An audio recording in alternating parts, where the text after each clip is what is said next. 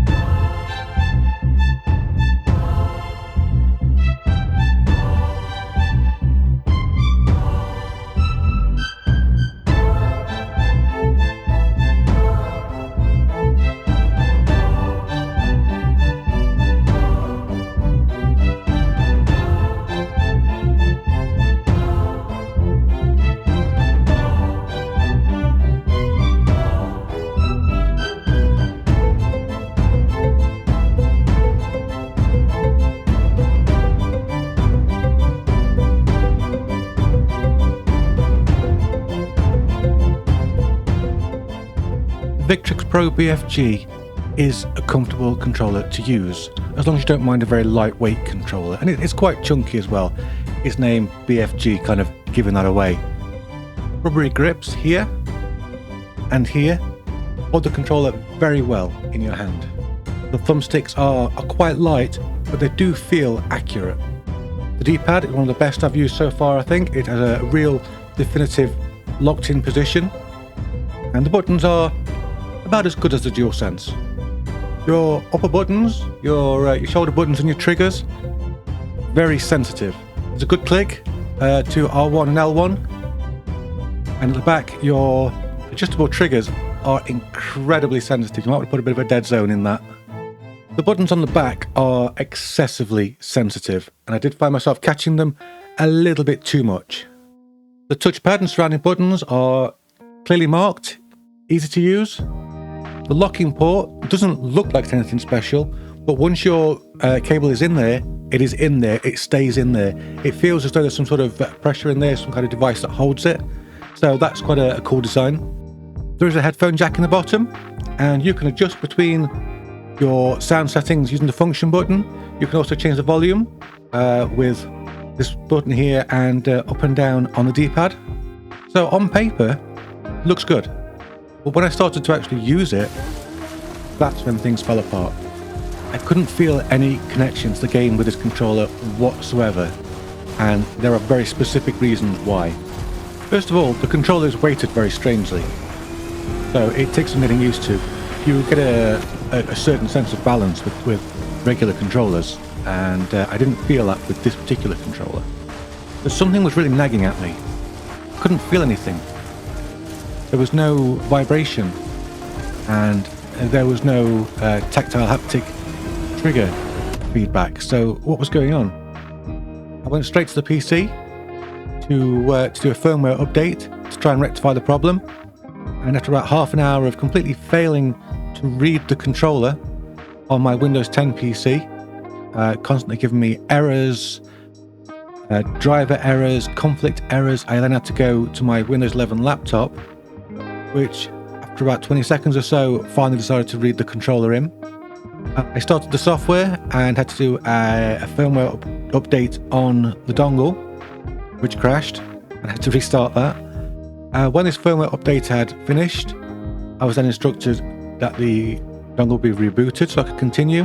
After the dongle rebooted, I was then told that my controller needed a firmware update. That's fair enough, but the firmware update wouldn't start because I had to take the dongle out and plug the cable back in. That took about 10 or so minutes to update the firmware. I came back to play again, and no vibration, no haptic feedback. What's going on here? It's in the thumbnails for many videos about this controller that have said things like, better than the DualSense Edge, an amazing pro controller, awesome. So I knew it had to have some really good features that I was overlooking. Perhaps the tactile feedback in the adjustable triggers was amazing. Perhaps the vibration was super sensitive. I contacted PDP support and I said to them, look, I have this controller, I'm doing a review on it, but I can't get any vibration out of it. And I can't get any haptic feedback from it. What gives? They got back to me about 8 hours later.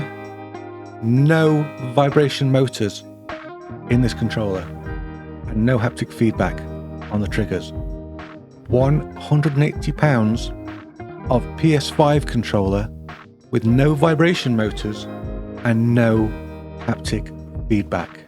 I'll say this much, I'm pretty sure that those YouTubers who were raving about how great this was compared to the competition probably sent this for free, because having paid £180 of my own money for this, I feel absolutely scammed.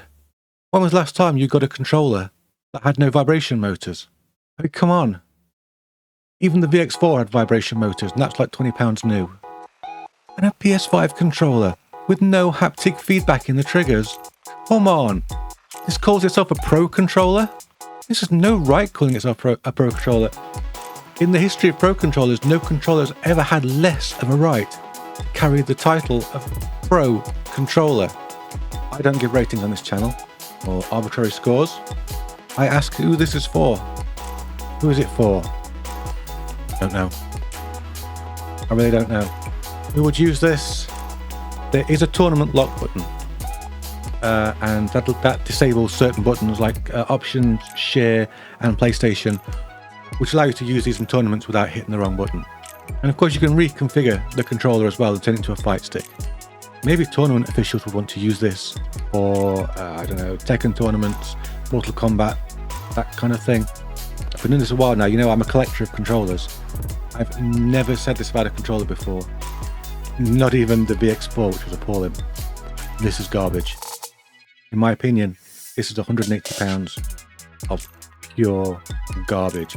And it galls me to say that because PDP, I've said such things about them in the past. Their Xbox controllers and the PDP Nintendo Switch controllers are fantastic. Flawless, they're amazing. But this is truly awful. So do you agree? Disagree? Have anything you want to add? Hit me up in the comments. I try to answer every comment, good or bad. I want to thank our channel sponsors, Button Bashers, for PCs, consoles, games and accessories, and our Patreon patrons who support the channel in their unique way. It's thanks to both of them that we're able to make videos like this. And thank you to my Discord as well for posting some of the strangest memes you could possibly imagine. If you want to get involved with any of that, down below are the links. Until next time, be good to yourselves and be good to those around you. Bye bye for now.